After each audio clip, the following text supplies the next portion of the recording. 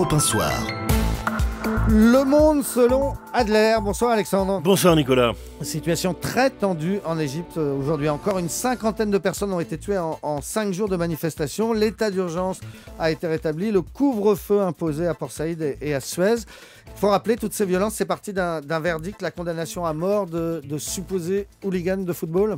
Oui, et alors c'est curieux, enfin ce n'est pas si curieux que cela, c'est la poursuite par des moyens judiciaires de la véritable traque que font les militaires et les policiers égyptiens de ces groupes de supporters qui sont en effet des hooligans de Port Saïd et de la région du canal de Suez et qui se sont beaucoup déployés autour de la place Al-Tahrir pendant les journées révolutionnaires en attaquant les policiers ou en attaquant les auxiliaires de la police.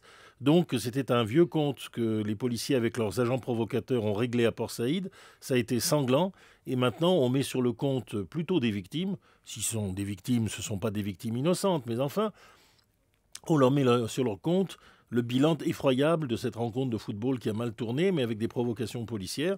Et là, cette fois-ci, c'est des peines de mort, puisque la peine de mort, on le sait, en Égypte, est largement appliquée. Le résultat, c'est que la ville est dans un complet chaos. Des manifestants réclament même la sécession de Port Saïd de l'Égypte. Ce n'est pas un programme très réaliste, mais ça montre à quel point les esprits se sont enflammés. Et paradoxalement, tout ça alors que les frères musulmans sont au pouvoir. Alors, ce qui est frappant, c'est que ça dure depuis 5 jours et que l'armée ne parvient pas à rétablir le calme. L'armée ne parvient pas à rétablir le calme parce que les gens sont dans un état de colère irrépressible, mais elle ne parvient peut-être pas aussi à rétablir le calme parce qu'elle ne le veut pas.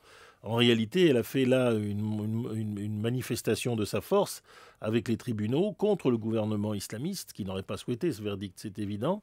Mais en même temps, le gouvernement islamiste ayant accepté le soutien de l'armée, est obligé de remplir sa part du contrat. Le résultat, c'est que la ligne de Mohamed Morsi est totalement illisible. Il y a des manifestations laïques, par contre, au Caire, qui s'en prennent à la volonté des frères musulmans de supprimer les libertés, et que, sans dire que l'Égypte se dirige vers le chaos, mais les services publics sont dans un état lamentable, on a l'impression que le pouvoir des frères musulmans est en train, sinon de vaciller, en tout cas de montrer une singulière faiblesse. Merci beaucoup Alexandre Adler. Dans un instant, invité d'Europe 1 Soir, des habitants de Tombouctou et de Gao. A tout de suite.